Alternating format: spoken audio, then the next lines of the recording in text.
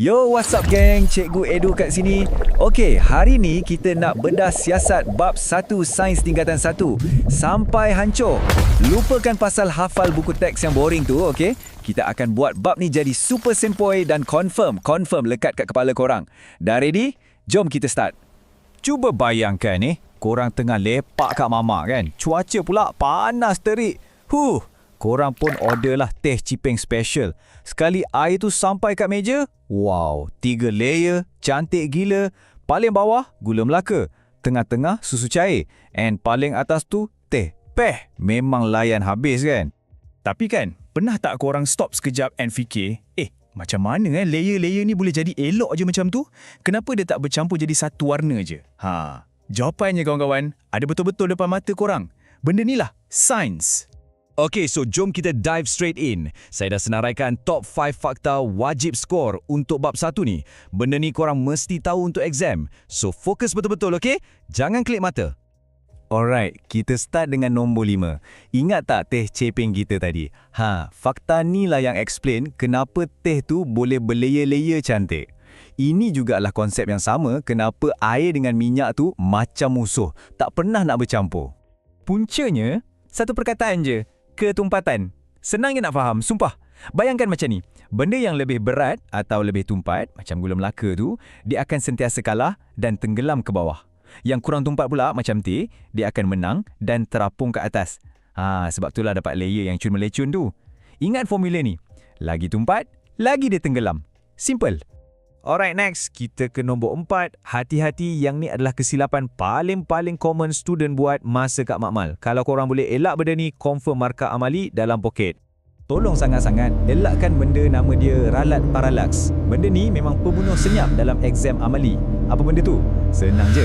Bila korang nak baca pembaris ke, silinder penyukat ke, pastikan mata korang tu betul-betul 90 darjah dengan skala. Lurus. Jangan jengok dari atas, jangan intai dari bawah. Kalau tak, bacaan lari, markah pun melayang. Sayang gila kan? Seterusnya, fakta nombor 3. Yang ni pula korang akan nampak merata-rata kat dalam makmal. Kalau korang tak tahu apa maksud dia, bahaya tu. Apa dia? Simbol amaran makmal. Geng, ni bukan stiker hiasan tau. Ni untuk keselamatan. Korang wajib kenal yang basic ni. Bahan mengakis, bahan merengsa, radioaktif, dengan mudah terbakar. Nampak je simbol-simbol ni, terus on alert mode. Okey? Ingat, safety first.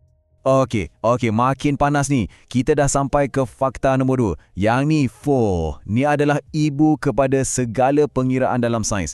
Kalau korang salah ini, habis semua jawapan lain jadi salah. Serius. Unit SI, asas. Benda ni tolonglah, wajib hafal. Dalam dunia sains, kita semua cakap bahasa yang sama guna unit ni. Ingat, jisim mesti dalam kilogram. kg, bukan gram, bukan benda lain.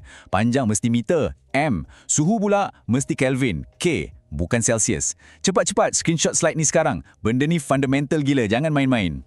Dan kita dah sampai ke puncak. Fakta nombor 1. Ini dia konsep paling penting, jantung untuk bab 1. Benda yang korang mesti kuasai. Soalan pasal ni, saya berani jamin confirm keluar exam. Tak kiralah objektif ke, struktur ke, dia akan ada. Inilah dia, kaedah saintifik. Geng, step by step ni, tolong hafal ikut turutan. Jom kita buat simple. Step 1, buat tekaan bijak. Itulah hipotesis. Step 2, kawal keadaan. Ni part pun boleh ubah. Step 3, jalankan misi. Masa untuk eksperimen. And last, step 4, apa hasilnya? Kita buat kesimpulan. Ingat je 4 flow ni. Tekaan, kawal, misi, hasil. Markah confirm dalam tangan. Okey, saya tahu. Mesti dalam kepala korang sekarang, part pun boleh ubah tu yang paling pening kan? Mengaku je. Relax, jangan risau. Jom kita pecahkan benda lah ni sampai jadi senang gila.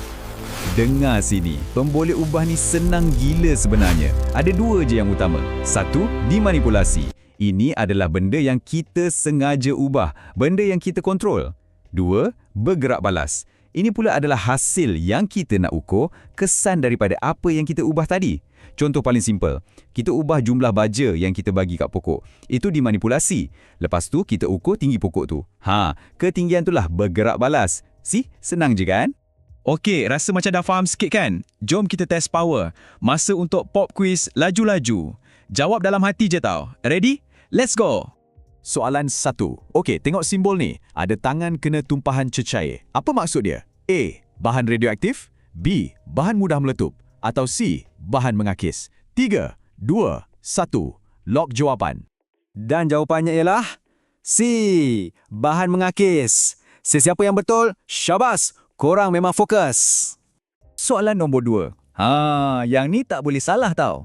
Apa unit SI untuk jisim? A. Meter. B. Kilogram. Atau C. Saat. Cepat, jangan terkeliru. Jawapan yang betul ialah B. Kilogram. Ingat tu, SI untuk jisim always kg. Bukan gram tau. Mantap.